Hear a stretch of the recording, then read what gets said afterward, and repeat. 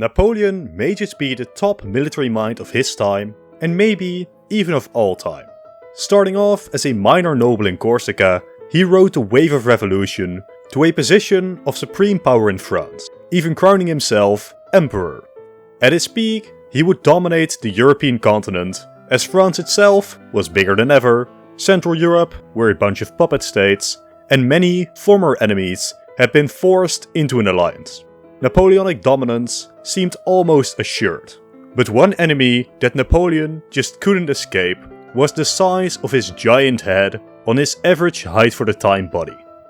One of Napoleon's biggest mistakes was implementing the continental system, a system wherein European states aligned to Napoleon wouldn't be allowed to trade with the British Empire. The hope being that Britain would become economically crippled, leading to them finally stopping the war against Napoleon. This is not what happened.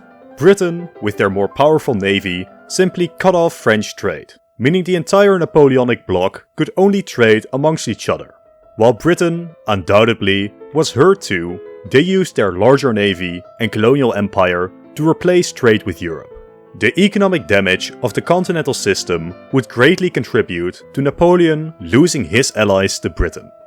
And obviously, the greatest ally that Napoleon ever lost was Russia. The Russians would leave the continental system, restarting trade with Britain. Combine this with disagreements over Poland, and we have the motivation for Napoleon's disastrous invasion of Russia. Pushing through the harsh winters, the Russians employed a system of scorched earth, preventing Napoleon's armies from resupplying from the local land. While militarily, Napoleon was highly successful, pushing all the way to Moscow, it simply didn't matter. The Russian Tsar wouldn't surrender. After staying in Moscow for a month, Napoleon realized what was happening. French forces swiftly evacuated from Russia while being harassed by Russian forces. An utter disaster for Napoleon. While estimates vary, around 450,000 men were part of the French invasion. About 400,000 of these would be lost. This defeat would be the collapse of the Napoleonic Empire, as Russia and Britain formed a new coalition, soon joined by Sweden, Prussia and Austria. This new coalition would start making progress against the French again, and while Napoleon was still able to achieve victories against each opponent individually, when he went to fight the Austrians, the Prussians and the Brits would advance. Beat back Prussia, 3 other armies are still advancing on Paris. Quite frankly, there is nothing we can do. So in this video, we imagine a world where Napoleon prevented this disastrous situation. What do we need to change to ensure that he doesn't just achieve continental supremacy, but also make sure that this system doesn't immediately collapse upon the death of the emperor? Now, while I could go back all the way to the beginning, changing every little detail to make Napoleon's rise to power easier, I think it's far more interesting if we start later in 1806. Starting here, in the last couple of years, Napoleon has carved out the Confederation of the Rhine as a puppet state in Germany, while achieving hegemony over Italy as well. In the process, the Holy Roman Empire was destroyed, forcing the Habsburgs to refocus on a newly declared Austrian Empire.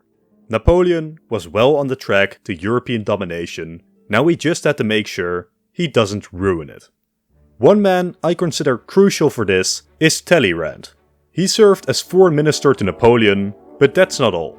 He also served important roles under Louis XIV, the revolutionaries, Napoleon obviously, Louis XVIII and Louis Philippe. Nobody really liked Talleyrand, but his diplomatic genius simply cannot be denied. So, how did our emperor treat this diplomatic mastermind? He insulted him to his face and then let him stay on as foreign minister. Now, Talleyrand was corrupt as hell, and there were very good reasons to dislike him. But he can be instrumental in curtailing the gigantic ambitions of Napoleon. In our own timeline, after deciding he no longer liked Napoleon, Talleyrand would start sharing secrets with Austria and Russia, devastating for Napoleon's campaigns. In this alternate timeline, we will ensure that Talleyrand and Napoleon retain good relations. And Napoleon, sometimes, listens to Talleyrand's moderating diplomatic input. With that, can we get to the military part yet? No, sorry. We need to quickly circle back to the continental system.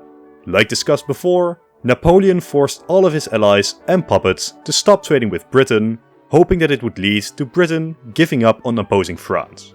But this backfired. Britain replaced European markets, while important partners like Russia suffered economically, leading to them disliking France more and more. The economic and especially diplomatic damage that this continental system did to Napoleon was immense. Napoleon simply cannot afford to alienate Russia. Simply using military force to keep all of Europe loyal will never work sustainably. Napoleon needs to offer his allies at least some reason to remain allied to him. The continental system simply has to go, or at the very least be severely less restrictive for France's major allies. Then one of the most often discussed points of departure for a Napoleonic victory is the Battle of Trafalgar. This is often described as a major turning point for the French, and had they won, Napoleon would have been able to ferry his forces to London and finally subjugate Britain.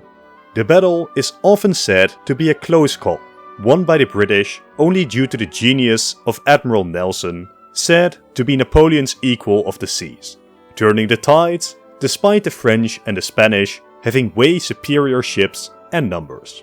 All of this is only partially true. The French were simply never going to win the naval war in the short term. During the French Revolution, basically all competent naval commanders were killed, since they were all nobles. Now maybe Napoleon would have been able to find and train new, great admirals. But sadly, due to the British blockade, the French fleet couldn't sail. It's hard to train new admirals while you're stuck in port. France's serving admiral at Trafalgar just didn't have the experience to win the battle. France's naval situation is best compared to Stalin's Great Purge before World War II. Without first fighting some very significant new engagements, no new great admirals would reveal themselves. So despite it being true that France had a lot of ships, some better than Britain's, we will have France's naval policy be careful, remaining in port while building new ships, slowly closing the number gap with Britain. With that out of the way, we can finally get to the map, where the War of the Third Coalition was just declared, with Napoleon facing Britain, Austria and Russia. After pushing into southern Germany and defeating Austria, the two made peace, with none other than Talleyrand negotiating for France. Rather than pressing for extreme demands, crippling the Austrians, which would only have strengthened the anti-French coalition, the peace was rather mild. Tyrol was lost to Bavaria, but Salzburg was added to the Habsburg realms. This is the kind of peace that Napoleon wants to achieve with at the very least Austria and Russia, sending a strong signal: you will lose lands if you fight us, but we are not opposed to seeing you expand. Again, we need to ensure that other powers want to work with Napoleon, rather than simply waiting for the next most opportune coalition to oppose him. For a similar reason, at the end of this conflict, France would award Hanover to the Prussians, only for the Prussians to repay the favor by joining the Fourth Coalition, leading to Napoleon coming into control over all of Germany. The small German states would then all join the Confederation of the Rhine, a Napoleonic puppet, while Prussia would be completely partitioned. This peace deal had a couple of major downsides. While it would force Prussia into an alliance, Prussia had no love left for Napoleon, and would seek the first opportunity to betray him. Then diplomatically, the other great powers saw this peace deal and began to fear facing the same fate. Especially the creation of the Duchy of Warsaw was a major mistake. Without the Duchy of Warsaw, Austria and Prussia stand between France and Russia. With the Duchy of Warsaw, the Russians were now extremely annoyed, while the potential for a Napoleonic invasion of Russia from the region is not lost on the Tsar. So I will propose a different peace deal, still punishing Prussia, but also satisfying the other European powers. Prussia is still removed from Western Germany, but rather than creating the Duchy of Warsaw, Russia is awarded some Polish territories, while Austria seizes Silesia. Prussia, as a potential threat, is still neutered, but Austria and Russia have both benefited greatly from this exchange.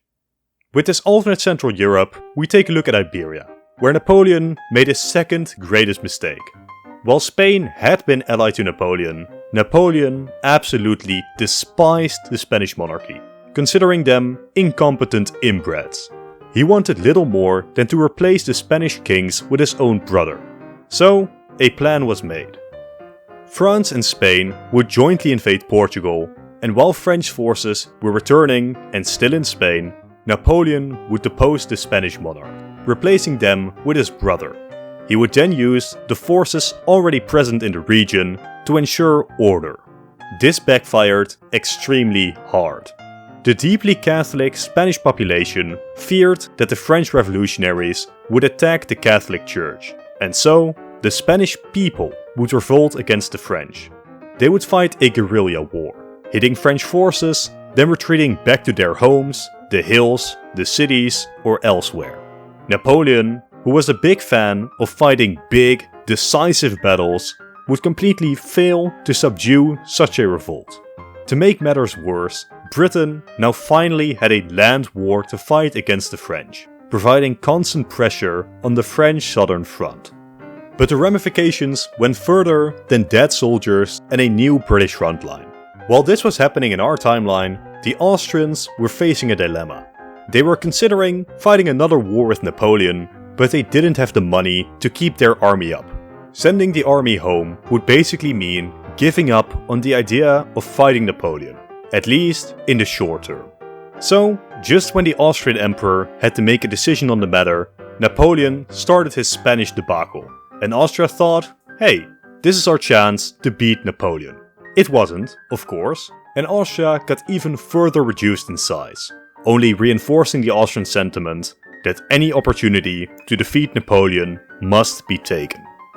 So, back to our alternate timeline, do I even need to say, this war has to be avoided. Invading Portugal is still a good idea though, as it would allow Napoleon to reward his troubled Spanish ally.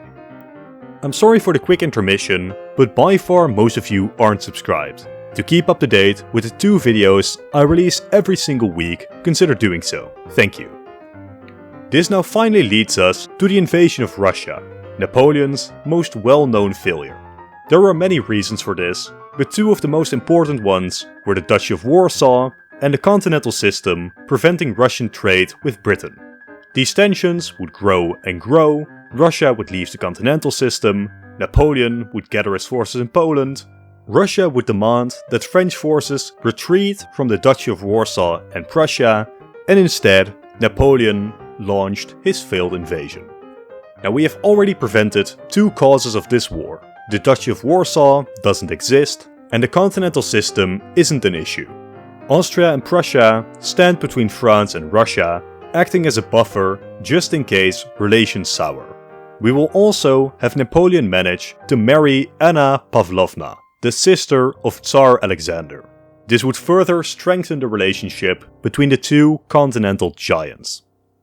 So this is now roughly our alternate Europe in 1812. For the past 10 years, Britain has failed to do anything to slow Napoleon down, each attempted coalition only growing his influence. While Britain's naval blockade is still going strong, a terrifying fact is coming to light. The French and the Spanish are building ships significantly faster than Britain is. Every passing year, British hegemony shrinks. Then, following the theme of giving the other great powers a reason to ally with France, Russia has invaded Sweden and conquered Finland. They then turn to invading the Ottoman Empire. It is very possible that Austria, unable to start a new war with France, also invades the Ottomans. Talleyrand's dream has now been realized. The 2 most powerful continental states that are not France are now busy elsewhere, and Austria and Russia realize that working with Napoleon may be more beneficial than fighting him. Even better for Napoleon, Austria and Russia may just start tearing each other apart over Balkan influence, rather than uniting in a coalition against him. This leads us to the final significant change that I want to make. as war breaks out between Britain and the United States.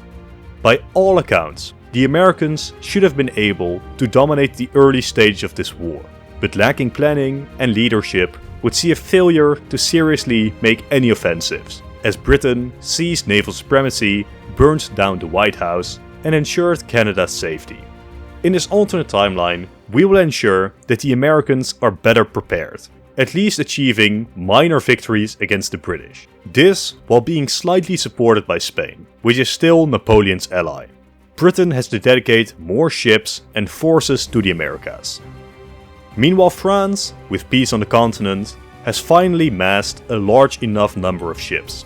Carefully, they managed to win some very minor engagements with the British. Is it enough to break the British blockade and invade Britain? Absolutely not. But the small victories do make Britain realize naval supremacy is not guaranteed forever. The Brits finally have to accept a depressing fact. They cannot defeat Napoleon by themselves, and they have ran out of allies that are willing to try. Anti-war sentiment begins to grow in Britain, and within a couple years, peace will finally return to the European continent, with most of it remaining in the hands of France. Let's now do a quick recap of what Europe looks like now. Resetting the map to before the French Revolution, let's see how Europe has changed. France has pushed up to the Rhine while also annexing the Dutch and Hanover, giving them a huge coastline, which will be very important for contesting Britain later. The Holy Roman Empire is destroyed, leaving France in control of the Confederation of the Rhine. Prussia still exists as a medium-sized power, but having lost Silesia, they are now extremely weak when compared to our own timeline. Going south, the Habsburgs have lost Tyrol but have expanded elsewhere, and are now focused on continuing their expansion into the Balkan. They have also retained more of Poland than in our timeline. Russia then has also gained a bit of Poland, they have annexed Finland, and they are also now focused on expansion into the Balkan. Moving to Italy, literally the entire peninsula is reorganized into a series of French puppets, with the singular exception of Britain still supporting regimes in Sicily and Sardinia, allowing them to keep some influence over the Mediterranean. Finally, Spain has gained massive influence in Portugal, likely being awarded the rest after the war as well. They don't fully annex the region though, at least not yet, simply keeping them as puppet states. Spain has also been awarded the title King of the Two Americas. Without the devastation of the Napoleonic Wars in Iberia, the Spanish, with French support, may just keep control over much of their colonial empire, at least for now. In Africa and Asia then, Britain has seized South Africa and Indonesia from the Dutch, basically becoming the only major colonial power after the war. As it stands, 3 continental superpowers have emerged from Europe after this war: France, Russia, and Britain. And these 3 will continue to compete for power and influence, as the 19th century will be dubbed the Napoleonic era. For now, I will leave the video here. Let me know in the comments if you want a continuation to this video, exploring a potential continuation to this scenario.